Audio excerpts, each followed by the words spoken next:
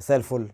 مش عارف انتوا شفتوا الفيديو بتاع امبارح اللي انا بصيح فيه بعد الماتش ولا لا، بس انا اتكلمت في اكتر من فيديو قبل كده، وطبعا في الفيديو بتاع امبارح عن سوء مجلس الاداره وسوء اللاعبين وسوء الاداره الفنيه للفرقه، عشان نكتشف النهارده كميه التصريحات وكميه المشاكل وكمية المصايب وكمية عدم المصداقية اللي موجودة حاليا في النادي الأهلي، اللي عمرها ما حصلت قبل كده وعمرنا ما كنا نتخيل انها تبقى بالشكل ده. طبعا أداء فني كان زي الزفت وزبالة بكل معاني الكلمة. انت ما عندكش لعيبة، يعني انت ما عندكش لعيبة وما عندكش حتى اللعيبة اللي تلصم بيهم الدنيا وتخلي الدنيا تمشي او يبقى شكلها مقبول، او اللي هو تبقى خسران زعلان انك خسرت بس تقول الفريق عامل اللي عليه. لا، اكرم توفيق انا في حلقة كنت عاملها في الراديو كنت بتكلم فيها عن انه لو شارك ما تزعلوش من غضب الجماهير وما تزعلوش من اللي الجماهير هتعمله، فانتوا خليتوه شارك امبارح. فهو لما شارك امبارح الجماهير شتمته وهانته وقلت منه، والبي اتردد ان هو يدافع.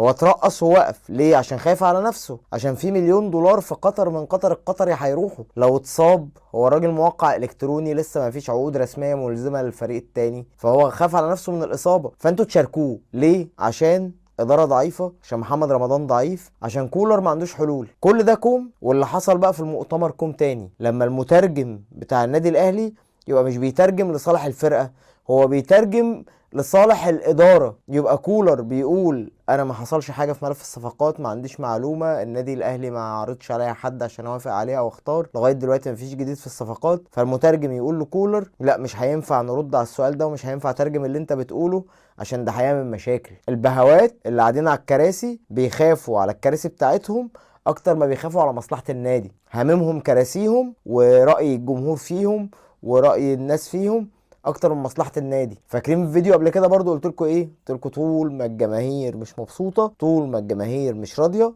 معناها ان في حاجه غلط في النادي الاهلي، معناها ان النادي الاهلي الاوضاع مش هتتحل. الاوضاع بتاعت النادي الاهلي بتتحسن لما بيبقى الجمهور والاداره واللعيبه التلاتة ماشيين على خط واحد. بس طول ما انت بتزيف الحقايق ومشغل شوية مرتزقة في قناة النادي الاهلي عشان تعرض اللي انت عايزه وما تعرضش اللي انت عايزه، هتبقى النتائج بالشكل ده. طول ما انت بتحمل لعيبه على حساب الجمهور، اللعيبه اللي ما تستاهلش، اللعيبه اللي ما عندهاش جرينتا، اللعيبه اللي ما عندهاش روح، اللعيبه اللي ما تستاهلش تلبس تيشيرت النادي الاهلي، هيبقى هو ده الوضع، هتبقى هي دي المأساة. وطول ما انت بتحاول تداري الحقيقة عن الجماهير وبتحاول تكنز الفلوس وتخبيها، والله اعلم انتوا بتعملوا ايه بالفلوس. يعني احنا مش عايزين نتهم حد في ذمته المالية، بس يعني لما يبقى النادي الاهلي اللي داخل كاس عالم اندية كمان 5 شهور ولغايه دلوقتي ما اشتريتلوش صفقات، وهتروح تجيب له المامت اللعيبه وتجيب له شويه لعيبه كسر ملهاش اي 30 لازمه عشان خاطر تشارك وعشان خاطر تلعب وعشان خاطر تنافس على البطولات، فمعناها ان في حاجه غلط. اداره النادي الاهلي لا، محتاجين تفوقوا. اداره النادي الاهلي محتاجين تفوقوا. كولر عنده اخطاء غير محدوده امبارح، بس الغلط الاكبر هو على الاداره. الغلط الاكبر على الاداره اللي مش موفره للمدرب احتياجاته. انا ما عنديش لعيبه، انا عندي عجز في الهجوم زي ما اتكلمنا امبارح، انا لا عندي اجنحه ولا عندي مهاجم احتياطي. خط الوسط انا ما عنديش صانع العاب اصلا، يعني انا في خط الوسط انا ما عنديش صانع العاب. هرجع للباكات، لا عندي باك يمين عدل ولا عندي باك شمال عدل. وكولر مش عايز يأيد معلول وبيقول لسه ان هو عايز يقيم وضعه. المدافعين يعني المدافعين ده ضحك.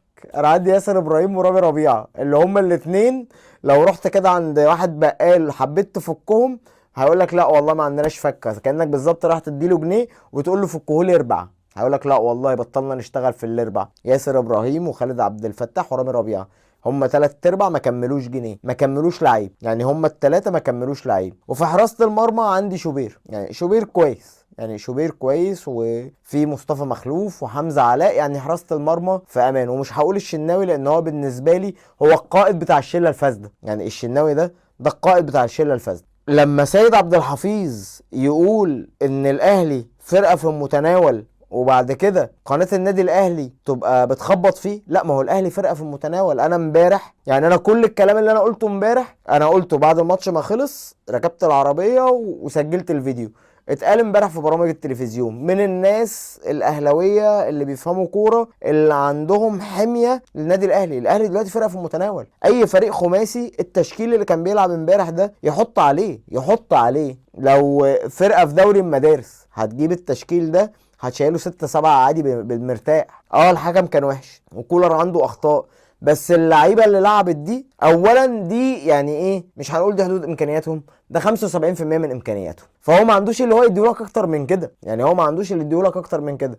دورك انت كمجلس اداره ان انت بقى تجيب لعيبه تدعم، عشان حتى اللعيبه دي لو عندها احسن تحس ان في منافسه، وتحس ان في لعيبه تانية ممكن تشارك عليهم، فلما ينزل يدي اعلى ما عنده. بس انت فعلا ما عندكش. انت امبارح بتلعب باحمد نبيل كوكا باك شمال، وبتلعب ندفد اللي ما شافش، اللي ما يعرفش اصلا الكوره مربعه ولا مستطيله ولا مدوره ولا بيضاويه، ما شاركش بقاله سنه ولا سنه ونص، هو اصلا مالوش ان هو يلبس تيشيرت النادي الاهلي. برضه بتلعبه امبارح.